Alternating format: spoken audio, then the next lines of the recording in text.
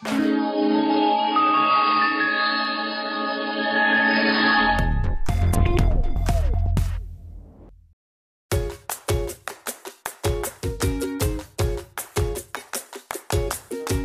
le climat social actuel, il n'est pas facile de parler du réchauffement climatique. Pourtant, depuis 2 semaines, experts et politiques essaient de négocier la façon de contenir la hausse des températures à Katowice, en Pologne, où le rideau tombe sur la 24e conférence mondiale pour le climat. Il y a 3 ans à Paris, la COP21 s'était terminée dans l'euphorie.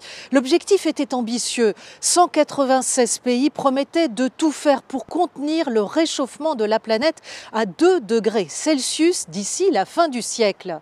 Et la France n'était pas en reste.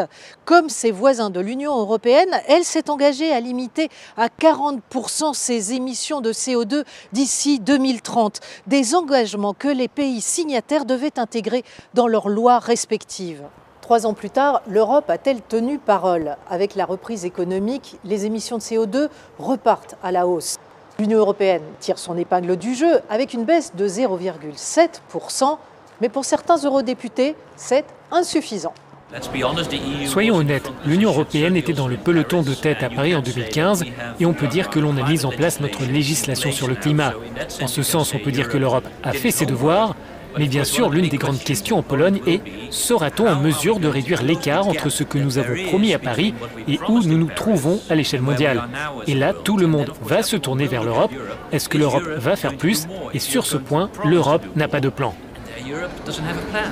Régulièrement pointés du doigt les pays qui dépendent fortement des énergies fossiles. Par exemple, la Pologne, dont 80% de l'électricité provient du charbon et qui compte 85 000 mineurs. Pour ces pays, l'Europe a déjà fait beaucoup d'efforts, inutile d'en faire plus.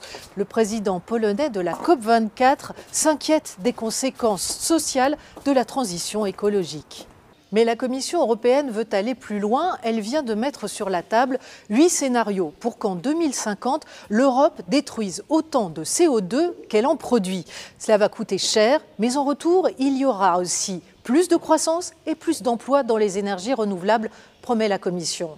L'Europe veut jouer les locomotives, mais les choix politiques seront lourds à assumer. Seuls 10 pays sur les 28 sont d'accord avec cette stratégie zéro carbone.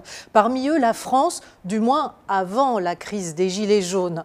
Fin du mois ou fin du monde, notre drôle d'Europe va devoir apprendre à gérer la convergence des luttes.